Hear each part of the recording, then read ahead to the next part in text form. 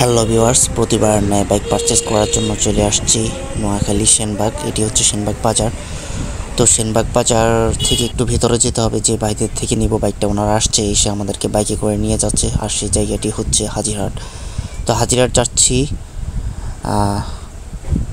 এটি হচ্ছে যে সেই বাইকটি যেটি পারচেস করবার জন্য এসেছি। আর এটা হচ্ছে সেই বাইকটার বাড়ি। উনি বাসায় গিয়েছে হচ্ছে গাড়ির কাগজপত্রের জন্য, ডকুমেন্টসের জন্য।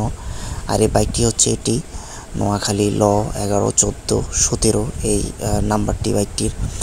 তা আসলে বাইকটি মোটামুটি পছন্দ হয়েছে। কাগজপত্র দেখেছি, শুধু ট্যাক্স টোকেনটি হারিয়ে ফেলেছে, এর জন্য জিডি করে করতে হবে। সব কিছুই মোটামুটি ঠিক আছে। আর উনি মালিকানা ট্রান্সফার করে দিবে। তো টাকা পয়সা এখনই লেনদেন করে ফেলবো। তো ওনাদেরকে টাকা পয়সা সব বুঝিয়ে দিলাম। সালামু আলাইকুম ভিউয়ার্স, এটা হচ্ছে নোয়াখালী সেনবাগ গাজীরহাট। তো পালসার 150cc G4 এই ভাইদের থেকে আমি এই বাইকটা ক্রয় করলাম। এটা হচ্ছে নোয়াখালী 11 সিরিয়ালের বাইক। আর এই যে আসলে ওনারা টেস্ট টোকেনটা হারাই ফেলছে এবং মালিকানা ট্রান্সফারের সময় হেল্প করবে। এটা এই বাইক দোকান, এই হচ্ছে যে বিষয়। তো ভাই বাইরে একটু মুছি মাছি দেন, আমরা আল্লাহর নামে বাইরে যাই। সবাই দোয়া করবেন। ইনশাল্লাহ পেজটি চ্যানেলটি সাবস্ক্রাইব করবেন আর পেজটি ফলো করে দিবেন।